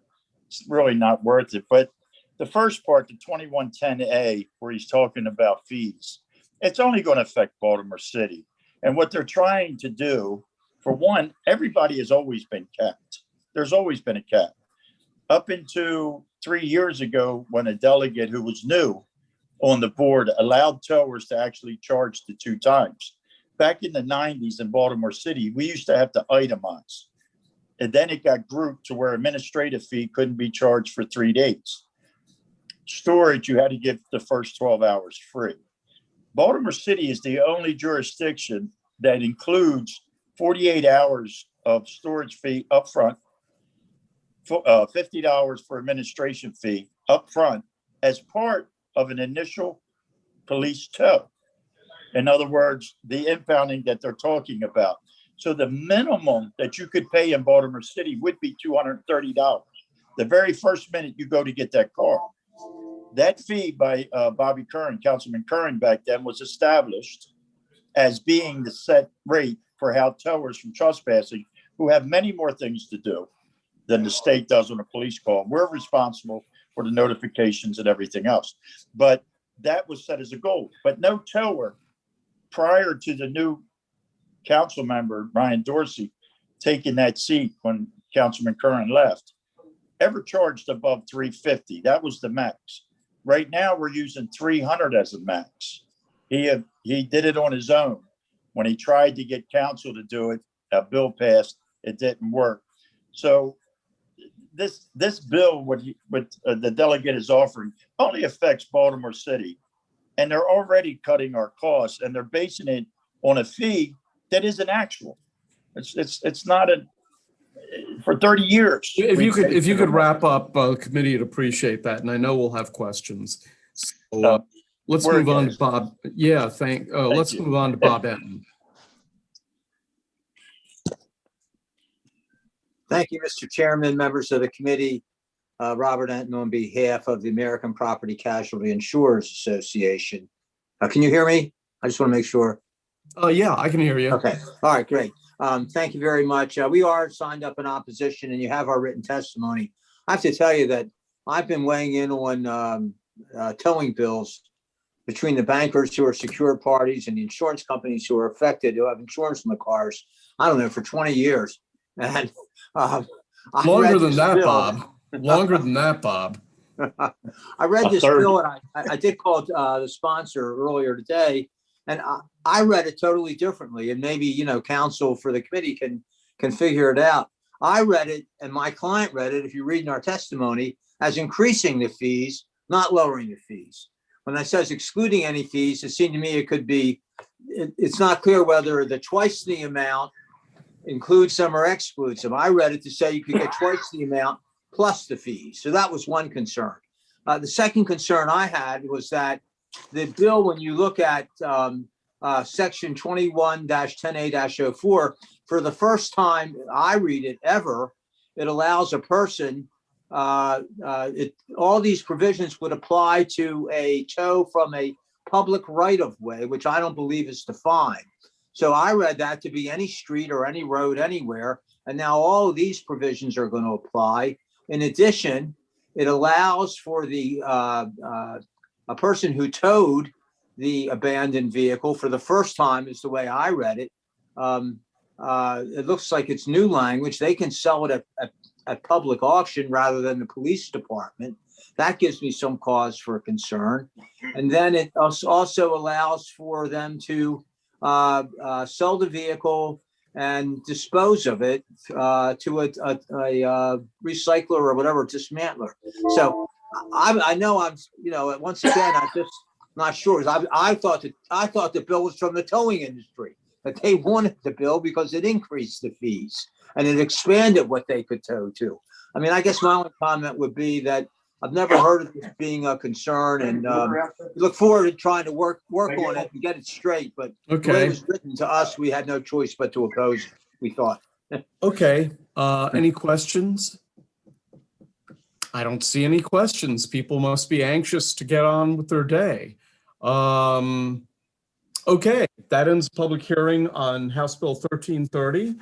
And that ends the public hearing for the afternoon. Are there any announcements from subcommittee chairs? Anyone? Nobody? Dave. I just want to thank my subcommittee for the work that we did earlier today, and we will be meeting on Tuesday. So since we don't have anything, just wanted to let everybody know. Okay, great. Anyone else? Marvin, Dana, anyone? Well, on the Housing and Real Property Subcommittee, we have some unfinished business on HB 861. I'm going to be sending out a text message to the subcommittee. Maybe we can have an additional meeting very, very soon. So watch out for your text messages, ladies and gentlemen, please. Okay, just to let, Dana, then Ann. The next meeting of the Environment Subcommittee will be this coming Monday at 4 p.m. So stay tuned. Okay, Ann? Yeah, the Local Government Subcommittee will be meeting Monday at 3:30. We have 4 bills, I think. Just a few. Okay. Let me just say that we're in a good place as far as our hearings are concerned. We're going to have some light days of public hearings coming up, and so I'd encourage the subcommittees to get on top of it. And any other announcements from anybody for the good of the group? And Brooke, if you can, we need to talk about a totally different topic, if you remember. So, okay. Meeting